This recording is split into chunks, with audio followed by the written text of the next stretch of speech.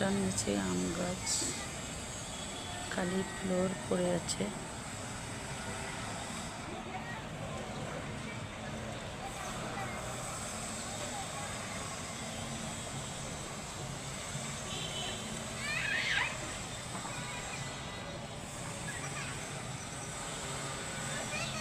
এই যে দেখুন বিড়াল ছাদের উপরে,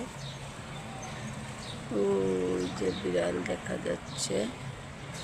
দেখুন এই যে অন্য ঘরের ছাদের উপরে